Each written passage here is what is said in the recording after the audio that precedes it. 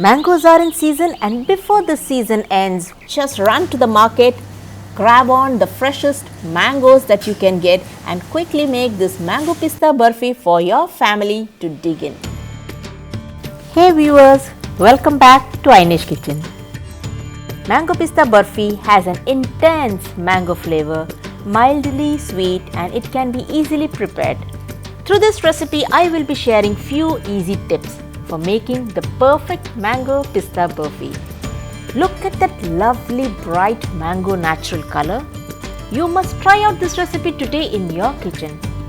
By the way, have you seen my previous recipe video on Amjora? That was a refreshing summer soothing drink.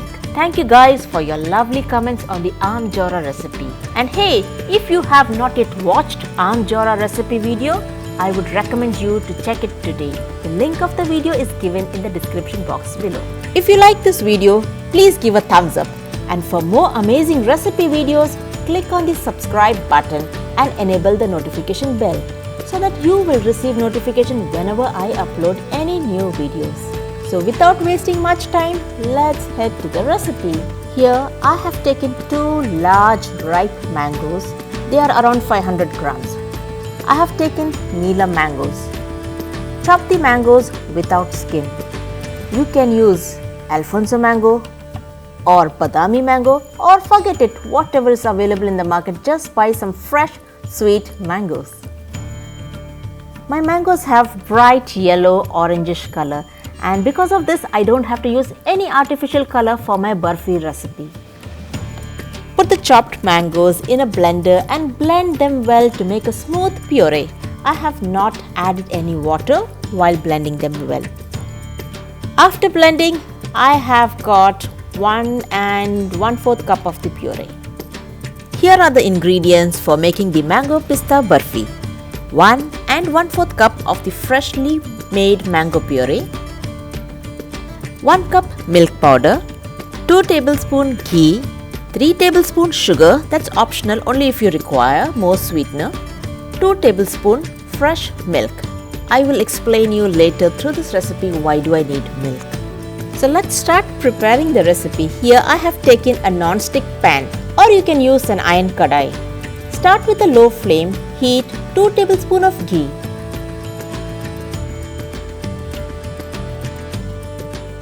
Into this add the fresh mango puree. On a low flame, saute for a minute.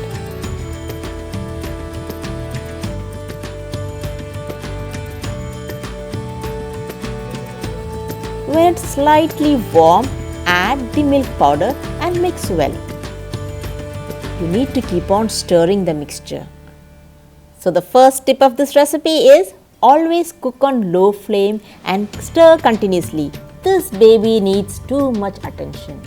So keep stirring. If you feel your mixture is too dry, then you can add 2 tablespoons fresh milk and again mix them well. Continue stirring and cooking on low flame. When the mixture is all well mixed without any lumps, add in the sugar. It's optional. If you do not like sugar, you can avoid sugar because our mangoes are naturally sweet. I did not add sugar in the beginning because I don't want the sugar to be caramelized.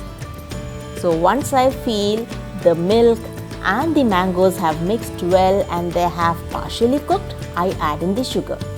See, when you add the sugar into the mixture will tend to loosen up a bit, and that's perfectly okay. Continue cooking on low flame until you see the mango mixture is leaving the sides of the pan, and if there is any excess ghee, it will also start releasing. Do not overcook the mixture, otherwise the barfi will become chewy, but still it will be tasty, so there is no doubt about the taste of the barfi. To test if the barfi mixture is ready, take a little mixture between your fingers and roll it to make a small ball. If it rolls out without sticking, then it's ready. So testing the mixture to the perfection is tip number 2. So I have shared 2 important tips for the perfect barfi. The first is that it needs to be cooked on a low flame and keep stirring continuously. The second tip is to test if the mixture is ready. If it does not stick into your hand, That means the mixture is perfectly ready to be cooled down. Allow this mixture to rest for 5 to 10 minutes. The barfi mixture has slightly cooled down and I'm transferring it into a bowl so that I can give a good knead.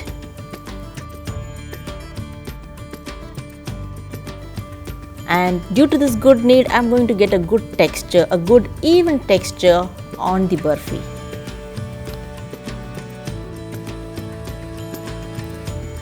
While kneading, the dough has become more smooth and there are no more cracks, and in fact the dough has become more shiny now. Place the dough on top of a parchment paper or on top of a clean plastic sheet. Place another parchment paper or a clean plastic sheet over it and without much pressure gently roll out the barfi dough with even thickness on all the sides. You may make thick barfi or thin barfi, it's just up to you. Just make sure that the dough is evenly spread, otherwise you would have one side thick and the other side thin. For garnishing the mango barfi, I have taken some dried rose petals and some sliced pistachios. Spread out those sliced pistachios over the barfi dough and finally garnish with some more rose petals.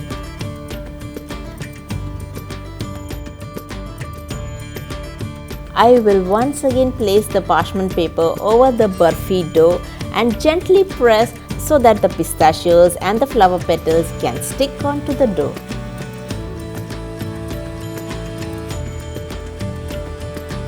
I have cut out the barfi into my desired flower shape.